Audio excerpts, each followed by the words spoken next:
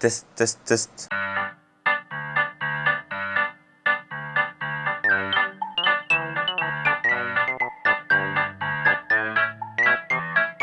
اهلا بيكم في اول حلقه في قناتكم الجديده والمفضله في الهاف سبيس. وفي الحلقه دي هنتكلم عن واحد من اكبر الالغاز في الكره المصريه في الفتره الاخيره، وهو فريق الزمالك مع مدرب خوان كارلوس اوسوريو. اوسوريو في ناس تعتبره مدرب خارق، وناس تانية بتشوفه على العكس تماما مدرب متواضع، فمين فيهم عنده حق؟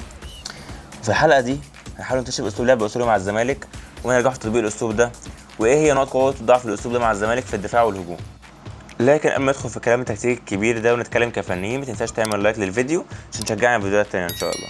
فريق الزمالك مع اوسوريو عاده بيلعب بخطه 3-2-4-1، ولانها خطه مش معتاده بالنسبه للعيبه، فهي محتاجه لعيبه ذكيه تتعلم بسرعه وقاعدين يلعبوا ادوار مركبه عشان يقدروا يتاقلموا في الخطه دي. وبالنسبه لي اهم 3 لعيبه في الزمالك في فتره اوسوريو هم محمد صبحي، احمد فتوح، واحمد زيزو، وهنشرح اهميه كل لاعب بالترتيب. والبدايه عند الحارس محمد صبحي، اللي قد يكون فيه تحفظات على مستواه كحارس مرمى، لكنه في رايي افضل الحراس المصريين على مستوى التمرير ولعب الكرات الطوليه.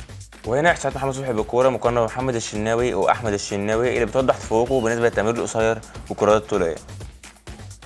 اوسوريو بيعتمد اعتماد كبير على محمد صبحي في المرحله الاولى من بناء اللعب، بيخليه نقطه تكاسل اولى في الفريق بالكوره، ويخليه دايما مسؤول عن توصيل الكوره لعيبه الدفاع ولعيبه الوسط. هنا الكوره مع محمد صبحي في مرحله بناء اللعب بيستفز لاعب اسمه عشان يضغط عليه، بيموه جسمه انه هيلعب الكوره على الطرف اليمين، لكنه في الاخر بيلعب الكوره تمريره مظبوطه جدا في العمق للاعب الوسط في المساحه. لكن بيقابل فريق الزمالك مشكله في مرحله بناء اللعب، وهي ان مدافعين وسط الفريق مش بجوده كفايه في تمرير الكوره، وبيرتكبوا اخطاء كتير بتؤدي لخطوره الاستحواذ وخلق خطوره على الفريق. هنا الكوره مع مدافع الزمالك حمزه المسلوسي في مرحله بناء اللعب، بيحاول يلعب تمريره قطريه لكن بيقطعها محمد فاروق. طبعا خطوره الاستحواذ في وقت بناء اللعب وتقدم الدفاع بيؤدي لمواجهه الفريق لخطوره كبيره جدا من التحولات الدفاعيه. هنا الكره مع مسلوسي بيحاول يلعب تمريره بالعرض لعبد الغني، لكن عبد الغني بيكون بعيد شويه، وبيقطعها احمد الشيخ لاعب المحله وبيتقدم بالكوره. هنا بنشوف ان الموقف 3-2 للمحله وموقف خطير على الزمالك، بتلعب بالعرض لكن تسديده لاعب المحله بتكون فوق العرض.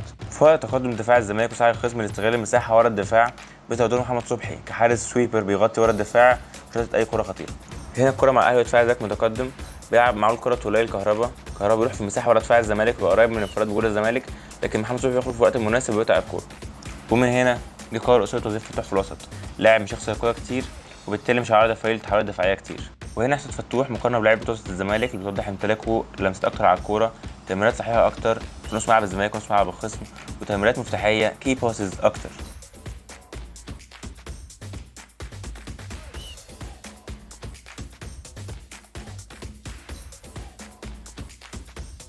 فتوح لاعب مميز جدا بالكوره في التسليم والاستلام والدوران بالكوره، اللي دايما بيتيح له يفتح لنفسه زاويه تمرير جديده تساعد الفريق على التقدم بالكوره.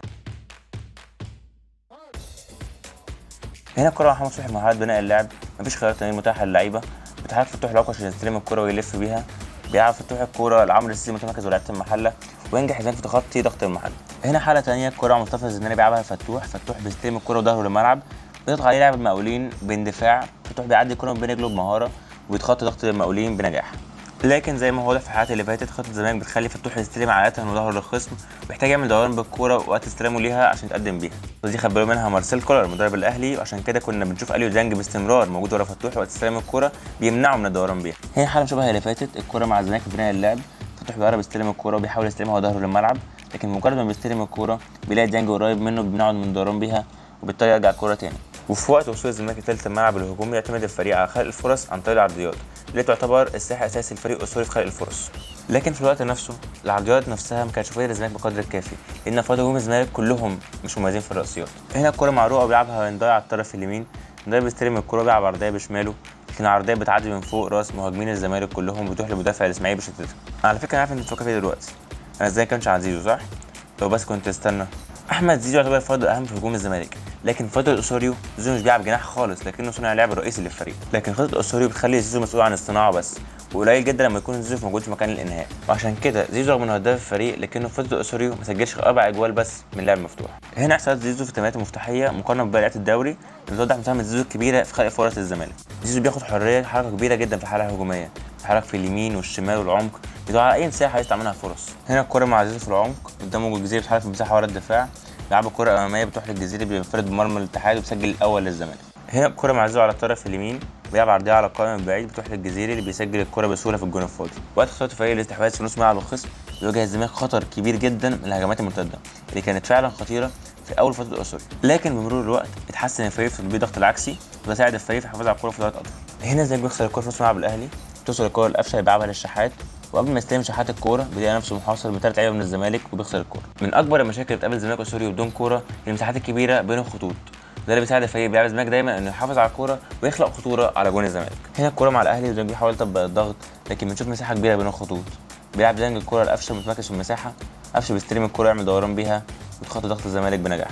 لكن غير كده اتحسن الفريق بشكل كبير جدا في تطبيق الضغط العالي، وبقى قادر يستعيد الكوره في نص ملعب الخصم. هنا الكوره مع فيوتشر في مرحله بناء اللاعب، بنشوف الزمالك بيطبق الضغط العالي بشكل مثالي جدا، رقابه لاعب للاعب، مفيش خيارات تمرير متاحه للاعب فيوتشر.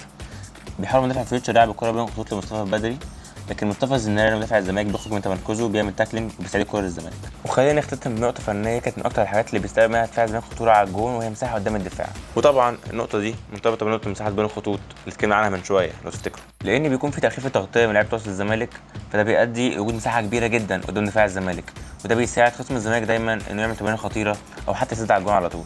هنا الكوره مع فريق غزل المحله في نص ملعب الزمالك، لاحظ المساحه الكبيره اللي بيستلم فيها لاعب غزل المحله بين الخطوط. لاعب غزل المحله عنده الوقت والمساحه على الكوره عشان يفكر، يلعب الكوره في مساحه على الطرف من غير اي ضغط، تبقى فرصه خطيره فعلا على الزمالك.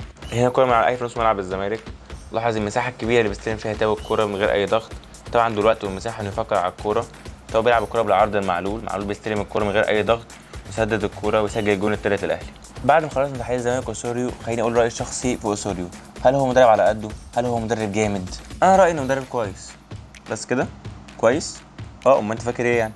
انا بجد معجب باسوريو، شايف انه مدرب كويس وعنده افكار كويسه وده خلي الزمالك فريق كويس جدا، لكنه برضه عنده اخطاء زي اي مدرب، وهي دي بالظبط مشكله الناس اللي بتتكلم عن اسوريو، انه دايما راي عن اسوريو حاجه من اتنين، يا اما فاشل وما عندوش فكره، يا اما الاعظم في التاريخ ومدرب مثالي.